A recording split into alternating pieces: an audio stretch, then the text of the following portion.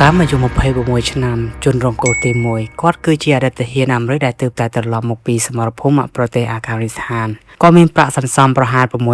$62,000ដែលបានមកពីប្រាក់ខែបម្រើការក្នុងជួរកងទ័ពជូលីអាយុ23ឆ្នាំជនរងគ្រោះទី2នាងជានិស្សិតមហាវិទ្យាល័យដ៏គួរឲ្យស្រឡាញ់ម្នាក់និងជាមិត្តភក្តិជិតដិតដែលតែងតែជួយបង្រៀនគួរដល់សាមដែលញ៉ែអាយុ26ឆ្នាំមេខ្លោងខេតកោគាត់គឺជាតារាសម្ដែងល្ខោនប្រចាំតំបន់និងជាអ្នកជិតខាងរស់នៅក្នុងអាផាតមិនជាមួយសាមគាត់ជំពាក់បំណុលគេវូវីប៉ុន្តែចង់រៀបការនិងដើរកំសាន្តលំហែកាយក្រែបទឹកមុំជាមួយគូរនឹងនៅពេលដែលសាមបាននិយាយប្រាប់ដែលញ៉ែថាខ្លួនមានលុយសន្សំរាប់ម៉ឺនដុល្លារនៅក្នុងធនាគារដែលញ៉ែក៏បានរៀបចំផែនការឃាតកម្មភ្លាមៗដើម្បីប្លន់យកប្រាក់នោះដែលគាត់ថាខ្លួនគូក្បាលឆ្លាតជាអ្នកដឹកនាំរឿងរបស់ខ្លួនអាចបង្ករឿងរ៉ាវបោកប្រាស់ប៉ូលីសបាននៅថ្ងៃទី21ខែឧសភាឆ្នាំ2010ដែលញ៉ែបានបបួលសាមទៅជួយលើកអីវ៉ាន់នៅក្នុងរោងល្ខោនមួយកន្លែងក្នុងមូលដ្ឋានទ័ពអាកាសដែលជាកន្លែងដែលញ៉ែធ្លាប់សម្ដែងនៅពេលដែលសាមភ្លេចខ្លួនដែលញ៉ែបានដកកំភ្លើងបាញ់សម្លាប់សាមពីក្រោយរួចកាត់សាកសពរបស់សាមជាកង់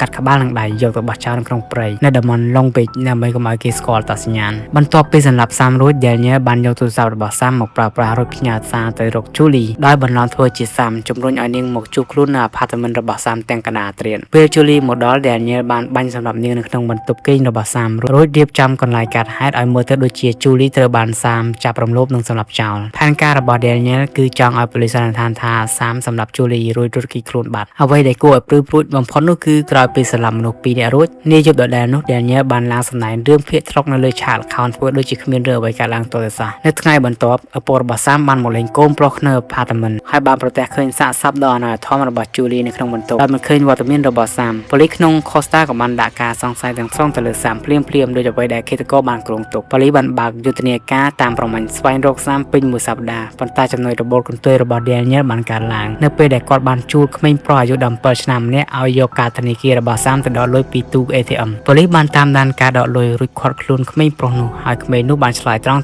ថាបង Daniel ជាអ្នកជួយខ្ញុំឲ្យមកដក Daniel ត្រូវបានប៉ូលីសចាប់ខ្លួននៅថ្ងៃទី26ខែឧសភាឆ្នាំ2010នៅក្នុងពិធីជប់លៀងមុនរៀបការរបស់ខ្លួនក្នុងអំឡុងពេលសាកសួរចម្លើយដំបូងឡើយ Daniel បានប្រើប្រាស់ចំណេះសម្ដែងរបស់ខ្លួនបដិសេធនិងភូតកុហកប៉ូលីសយ៉ាងរអិលមាត់ប៉ុន្តែនៅពេលដែលប៉ូលីសបង្ហាញភស្តុតាងកាន់តែច្រើននិងគំរាមចាប់ខ្លួនគូដណ្ដឹងរបស់គាត់ពីបទផ្សំគំនិត Daniel សារភាពកំហុសទាំងស្រុងព្រមទាំងប្រាប់ពីទីតាំងដែលគាត់យកបំណែកសារសោរបស់សាមទៅលាក់ទុកក្រោយការតតាំងក្តីរយៈពេលជាច្រើនឆ្នាំនៅខែកញ្ញាឆ្នាំ2016 Daniel ត្រូវបានតុលាការកាត់ទោសប្រហារជីវិតពីបទឃាតកម្មកម្រិតទី1លើជនរងគ្រោះទាំងពីរនាក់ចំណែកឯអតីតគូដណ្ដឹងរបស់គាត់ក៏ត្រូវបានកាត់ទោសឲ្យជាប់ពន្ធនាគារ32ខែផងដែរពីបទផ្ដាល់សេចក្តីកម្មคล้ายៗនិងលាក់បាំងការពិតដើម្បីជួយឃាតករ